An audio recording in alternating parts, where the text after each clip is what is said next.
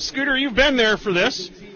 Game 6s have not gone well for Portland in their history here at home. Can you shed some light on just how the Hawks have struggled in Game 6? Well, you called it a phenomenon. It's an incredible phenomenon. I'll bet you've been here for all of these games. I've been here for all of them except the first one. But the Winterhawks are 0-8 on home ice in Game 6 of a 7-game series. And I want to thank Dylan Bumbarger of Oregon Live for doing a blog on this today, because he really wrapped it up well. In 1979, the game you were at that I wasn't, it was the Western Hockey League Championship Series between Brandon and Portland.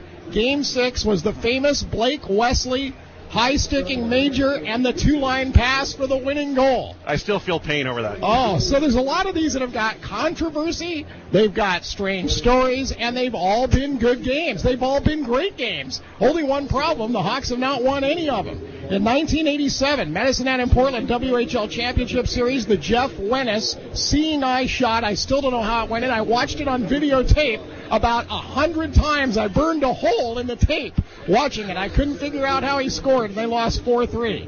1992, against Spokane, Valeri Bure. The shot heard round the world in overtime. Tons of controversy in that series. In 1993, Swift Current and Portland Western Hockey League Championship Series. Andy Schneider beats Brandon Smith wide and scores the biggest goal in the series. I never saw Brandon Smith get beat wide ever. He was that good of a skater. 1994, Kamloops at Portland, Western Division. Scott Ferguson's seeing eye shot, and Jerome Iginla racing to the end boards on what looked to be just a dump in. He won a race, forced a turnover, and Kamloops wins with 5 seconds to go.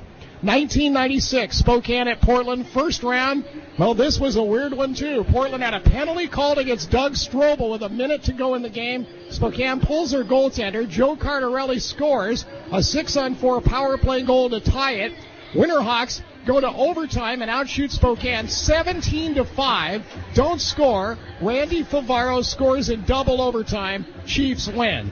And in 2003 in the first round, well, it was the Winterhawks calling illegal sticks, but not this game. Braden Coburn got called for one. It was huge. The Hawks were up 2-0 when it happened. Spokane ends up scoring, tying, and winning in spite of being outshot again in overtime.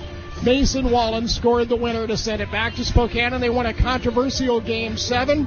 And then the last time in 06, the Winterhawks were trying to wrap up the series at home to avoid losing in the first round, but they outshot the Thunderbirds 38-22 and lost 5-2. The good news is, Andy, they won Game 7 in that series, and maybe that ends the hex. Back to you. All we can do is hope so, Scooter. That's depressing now that I look at it, but that's the way it is.